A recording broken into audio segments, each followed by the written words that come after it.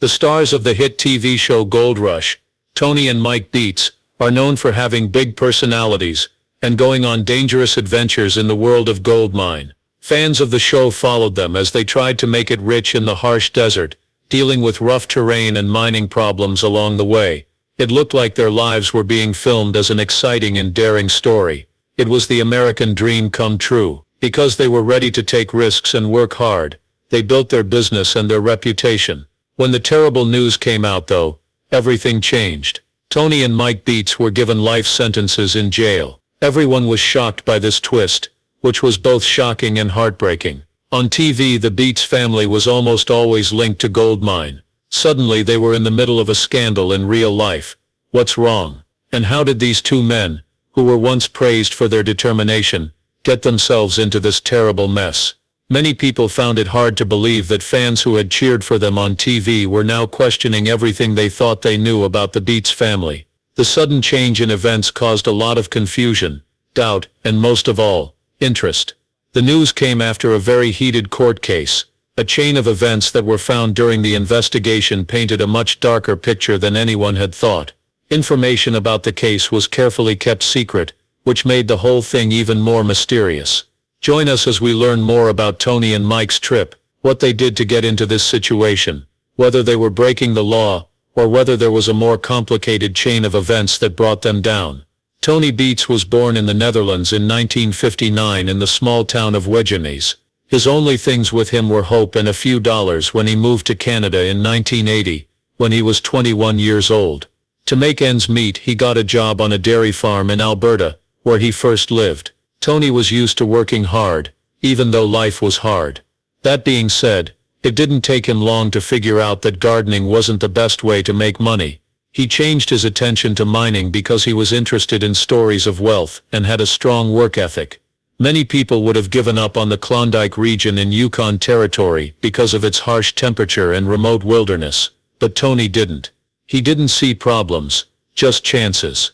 Tony Beets did more than just dig for gold in the Yukon. He made a name for himself. He rose to fame in the world of gold digging in spite of the rough terrain and harsh weather. Because he didn't give up, he not only struck gold, but he also found his true love. It wasn't just a job to mine. It turned into a way of life for him and made him one of the most famous and successful people in the business. Tony Beets did well in more places than just the Yukon. From the ground up, he built a huge gold mine business. Tony started out with almost nothing, and built a small mining business into a family business that became one of the most famous in the Klondike. Starting from the start, his wife Minnie Beets was very important. She kept the business side of things running smoothly, while Tony worked on operations in the field. The Beets children, Kelvin, Monica, and Mike began working for their dad as the business grew. Instead of going after other jobs, they joined the family business and learned how to run huge multi-million-dollar pieces of machinery. They learned the trade the hard way by doing it themselves, often in bad weather and other harsh situations with Tony's help. Tony became famous very quickly for his crazy personality and deep knowledge of mines. He also worked very hard, and didn't take no for an answer. His unusual ways of doing things, short temper, and famously bad language made him stand out from other workers. He was known for telling his team, including his family, what to do and pushing them to their limits. His famous catchphrase, "Shut the fuck up and keep mining," was often used to break up the action. People who watched the hit reality show Gold Rush really liked how honest Tony was, and he became a fan favorite. People admired how he wouldn't sugarcoat the truth, and how determined he was to win despite all the odds. Tony Beets was already a pro when he joined Gold Rush in Season 2. With decades of skill, he was already a miner. Tony had been a miner for a long time, and knew a lot about the job that many of the other miners didn't. Many of Tony's competitors had a hard time finding gold in the harsh Klondike conditions, but his business always did better than the others, bringing in huge amounts of gold year after year. Because he was experienced, and planned his digging, he did well where others failed. By the 5th season, Tony had made a big move that made him one of the most driven miners in the Klondike. He paid a huge $1 million for the famous dredge at Eureka Creek. A huge risk was taken. A lot of people who didn't like it thought it would end badly. But Tony saw opportunity, where other people saw danger. He spent a lot of time and money fixing up the famous dredge, which was a huge old piece of mining equipment. Tony proved his doubters wrong by making it profitable, even though the odds were against him. The dredge became a successful business that helped Tony build his empire. As the gold rush grew, producers quickly learned that Tony Beets and his family were a big part of why people liked the show. Along with Tony's larger-than-life attitude, the drama in the Beets family became a big part of the show's success. People often called the Beets family the Vikings of the Klondike. They brought a special energy to the show, and fans found their stories to be some of the most interesting. It wasn't just about gold, it was about how strong the Beets family was, how their relationships were always changing, and how they never gave up on their goal of success. Tony found something even more important in the Yukon wilderness than gold, a way to show how honest and determined he was. Through hard work, smart risk-taking, and a bit of grit, he was able to show that even the most unusual ideas could become successful businesses. There was no promise of success in the Klondike, but for Tony Beets, it was the reward for years of hard work and determination. The Beets family built a mining business over the years, and people watched as it grew on TV. As people watched, they saw the family's control over the gold mine business grow, as they staked more claims and expanded their operations. Tony Beets was at the center of this rise, a veteran miner who was known for being a tough boss in both the field and on screens. His son Mike Beets worked right next to him. Mike started working in the mines when he was very young, and quickly became his father's valued assistant. He learned everything there was to know about the business, from how to operate heavy equipment, to how to manage the logistics of a crew. He had a strong work ethic, and was naturally a leader. It looked like Mike would eventually take over the family business Paradise Hill, and carry on the work that Tony had started. But there was some strain in their relationship as father and son. Even though they were close, the stresses of the mining business often put it to the test. It was usual for people to get into heated arguments and shouting matches, especially when mining conditions were bad. Even though they had disagreements, they respected each other. Tony and Mike slowly gave Mike more responsibility, so that he could finally run the Beets mining business on his own. But things got darker behind the scenes. In 2019, federal inspectors started looking into the Beets family business, after complaints about environmental violations, especially wrong ways of getting rid of wastewater. Normal checks quickly turned into a bigger study, from what it started as. Authorities are said to have found problems with the company's records, such as strange inconsistencies in how gold output was reported.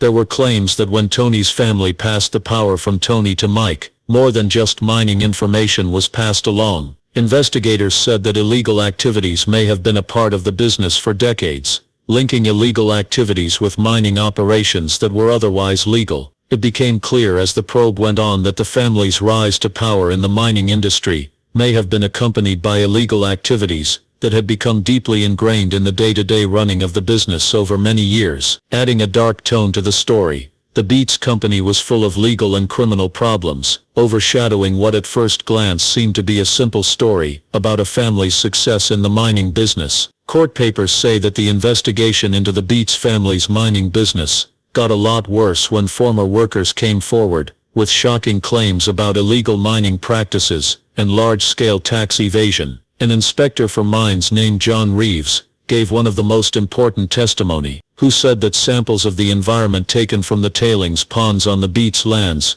contained dangerous chemicals like cyanide and mercury. These chemicals are not allowed at all in modern gold mining because they are very bad for health and the environment. For example, they can pollute groundwater and hurt ecosystems for a long time. Based on what Reeves said, it seems that these poisons were used on purpose to increase the rate of gold recovery, even more so early in the morning, when TV teams were not there and were not working. Prosecutors said that these illegal activities were hidden on purpose to keep up a good public image and make as much money as possible. The most damning proof came from Brian Anderson, who used to work as a mechanic for the Beets family for 8 seasons. Anderson helped the police and gave them video from a hidden camera that showed Tony and Mike Beets talking with buyers from Venezuela about gold deals that were never reported to the tax authorities. Prosecutors say that this video showed that there was a well-organized money laundering scheme. To avoid taxes and foreign scrutiny, The plan called for selling gold without recording it on the books. The prosecution brought in financial experts,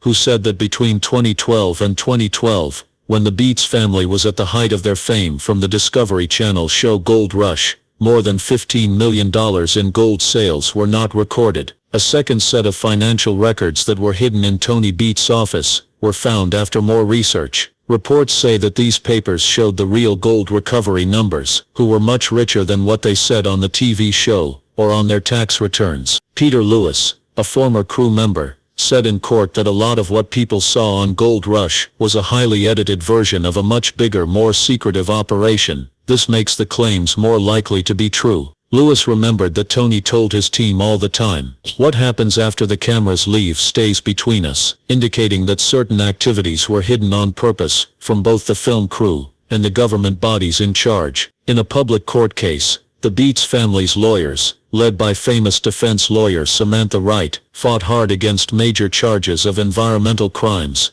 tax evasion, and selling gold without a license. Wright said that the prosecution's witnesses were just angry ex-employees with personal grudges, implying that their statements were based more on anger than on truth. Fought hard to protect Tony Beets' image, showing him as a tough but honest businessman, who had built a mining empire through decades of hard work, and not by breaking the law. Wright told the court that this man had spent his whole life building a business. She made it clear that the public had been watching the Beets family for more than 10 years, because they were famous from their roles on the TV show Gold Rush. Wright said that these people are TV stars, not crime masterminds. Why would someone do something wrong when there are national cameras rolling? On the other hand, authorities painted a very different picture, that the Beets' fame wasn't something that would stop them, but rather something that would help them, like a great smoke mask. It is said that the family took attention away from a much bigger and more secret mining business by showing a controlled and polished version of their operations on TV. Prosecutors said that while people watch staged mining as entertainment, the real business was making millions of dollars in hidden profits and damaging the environment in a way that could not be fixed. The jury heard from over a dozen witnesses for 6 weeks and came to the same conclusion. The defendant was guilty on all counts. The charges included planning to cheat on taxes, hurting the environment, and running a gold trade network without a license. When Judge Rebecca Holloway gave the sentences, it was clear that she would not be gentle with the people who were accused. She said that what they did was a huge breach of public trust and a direct danger to the environment of the Yukon. According to what the experts said, the illegal use of chemicals like mercury and arsenic had already polluted the groundwater in a way that could last for generations. Tony Beets stayed stubborn. When he was given the chance to speak in court, Mike Beets seemed more emotional and calm. He told the judge that he had only done what his father told him to do. Judge Holloway said that was a convenient plea, but it didn't get him off the hook. Even experienced legal observers were shocked by the final verdict. Tony and Mike Beets will both spend the rest of their lives in jail. Legal experts said that this kind of term is very uncommon for financial crimes, but the prosecutors were able to prove that the severity of the damage to the environment called for the harshest punishment available. After the dramatic guilty verdicts and life terms for Tony and Mike Beets, Judge Rebecca Holloway made a harsh closing statement. Her words were heard all over the courtroom and beyond. That shows how serious the case's civil and environmental effects are. The mining industry and the entertainment industry were both shocked when they heard about the sentence. The Beets family was well known because they were on the Discovery Channel show Gold Rush for a long time. The show showed the ups and downs of placer gold digging in the Yukon. When the Beets went out of business, the show's trustworthiness and the public image of the industry were put under a lot of scrutiny. Because of this, the Discovery Channel quickly put out an official statement to distance itself from the problem. This news has shocked and saddened us very much. Discovery never knew of any illegal actions going on at the mines that were shown on Gold Rush. These claims are taken very seriously, and we are now rethinking how we do review going forward. Raw Television, the company that makes the show, also replied, saying that the show would be changing in big ways right away. All episodes of the show that already have the Beets family would be taken down from online services, and new episodes would focus on the criminal case. The future of the Gold Rush would not be cancelled, but production standards would be tighter, and there would be a greater focus on being open.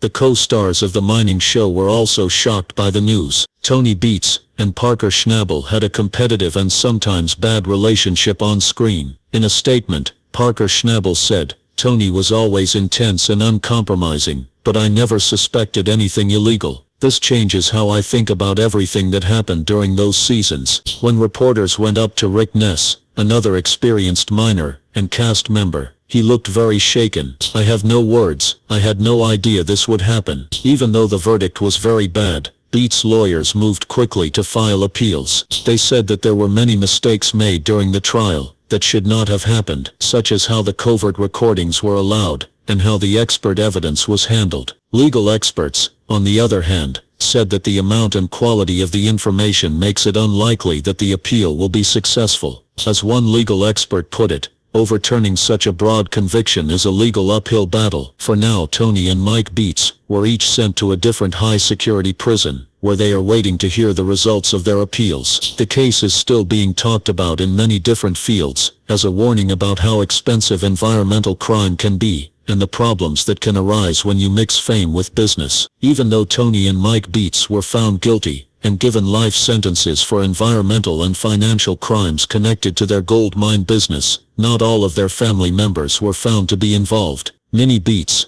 Tony's wife and lifelong business partner, was not charged in the case, and has stuck by her husband ever since. In a rare and emotional public speech outside of court, Minnie spoke out in support of Tony's character and memory. "We've been together for 40 years. I know this man. He worked hard to get everything we have, not by breaking the law. The truth will be told." Both of their children, Kevin and Monica Beets, had worked in the family mining business, and were regulars on Gold Rush, but they didn't say much during the hearings. Neither of them was charged though. Both of them were seen in court during the trial. Later, prosecutors revealed that Kevin and Monica helped investigators in exchange for immunity. However, it was not made public how involved they were, or how much they knew about the illegal activities. At the same time, the effects of the Beets family's failure are spreading. The Canadian government has taken over the Paradise Hill mining business, which was once worth millions of dollars, and was seen as a major location in the Gold Rush series. Some steps have already been taken to clean up the environment.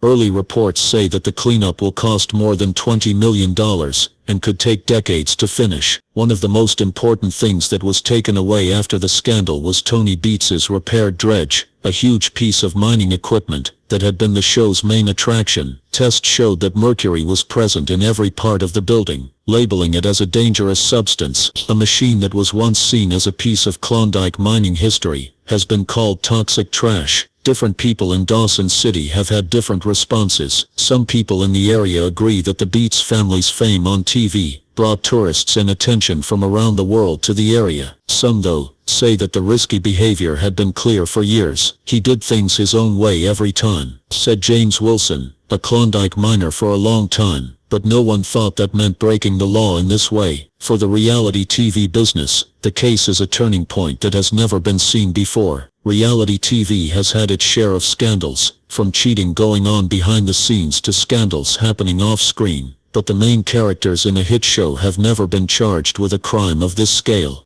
Analysts at Dot Media say that going forward, networks will have to have stricter oversight and screening methods for reality shows. Big changes have already been made to how Gold Rush is made and aired by Discovery Channel and Raw Television, the company that makes the show. Tony and Mike Beets will start their lives in prison, but there are still a lot of questions out there. What will happen to the family's mine claims and tools that are still left? Is the Beets family history over? Will the rest of the family go back to mining? And maybe most importantly, how did one of the most famous gold mine families go from being on TV to being convicted of crimes? Tony and Mike Beets' criminal trial is over, but the civil drama is far from over. The prosecutors have stated that there is another civil case going on to figure out what will happen with the Beets family's leftover property. This part will be about how the family's years-long mining business has affected their finances and the environment. A lot of the Beets assets, like mining equipment, real estate and residual income from their TV appearances, are likely to be seized and sold, according to lawyers. The money will likely help pay for the $20 million needed to clean up the Paradise Hill site and other places that were affected by the pollution. Due to the presence of toxic chemicals like mercury and cyanide in the land and water, cleanup work could last for decades. As far as the Discovery Channel is concerned, the criminal convictions are a huge blow to one of its most popular and famous franchises. Gold Rush, which has been on since 2010, has regularly been one of the network's most popular reality shows. The Beets family is a big part of its appeal. People were really interested in Tony Beets because of his larger-than-life personality, tough guy attitude, and unique way of digging. Discovery has said it will continue Gold Rush after the scandal, with the focus now being on the remaining mining teams. Parker Schnabel and Rick Ness are two of them, but people who work in the business aren't sure if the show will be able to continue without the Beets family. They added drama, tension, and a story that spans generations. One TV expert said that the Beets caused a lot of disagreement, but they also got a lot of viewers. Gold Rush will have to change if it doesn't want to lose its core following. Raw Television, the company that makes the show, has promised to be more open and follow the rules going forward.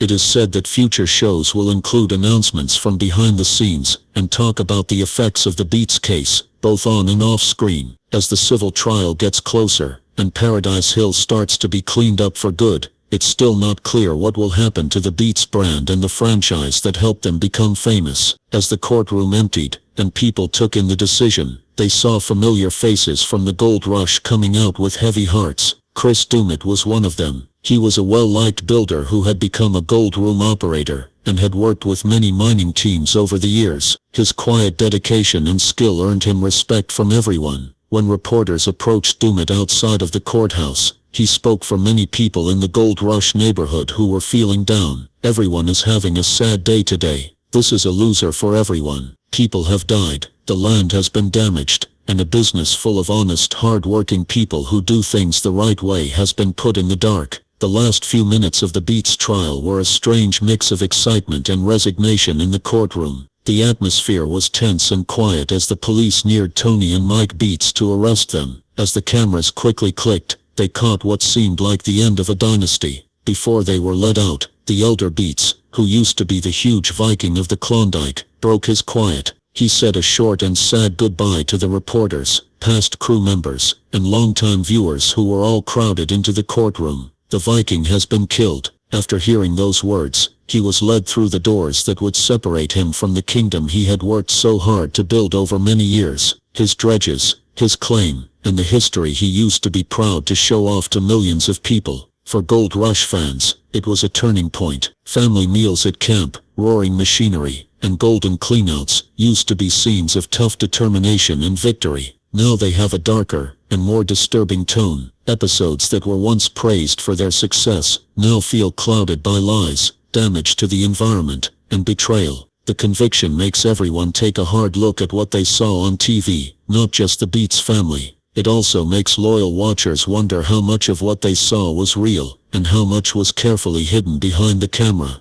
Videos from the Gold Rush and proof from the Beets trial are now being used by environmental groups to show people why strong mining laws are important. The point of these things is to show what can go wrong when rules are broken. It's also made people think hard about reality TV because of the case. Some people are wondering if TV makers should be more accountable for making sure that the things they film and make money from are legal and moral. This is why some TV executives are now asking for new rules for the whole business. They want clear steps to make sure that companies that are on TV are following the rules, especially in fields like mines. Tony Beets' other children, Kelvin and Monica Beets, worked with the family on Gold Rush a lot, but they were not charged because there was no proof they made any illegal choices. They said in a joint statement that they were shocked by how bad the violations were. They also asked to be left alone while they decide what to do next in their personal and business lives. It's now the start of the Yukon mining season without two of its most famous people. The conviction of the Beets is still having an effect. Government officials in the area have said that all mining businesses in the area will be inspected more often from now on. Because of this, Discovery Channel has also made it harder for its shows to show mining. Regular checks of the environment are one of these. A new documentary is also being planned to look into how the illegal activities went unnoticed for so long even while they were being filmed. Real estate experts say this case has changed reality TV for good. It has now been shown that fame can't keep someone from getting in trouble. Once, Tony Beets said he was the king of the Klondike. Now he faces life in jail, away from his claims of being rich in gold in the TV spotlight. He worked for years to build a mining business, but now it's gone because of the justice he thought he could avoid.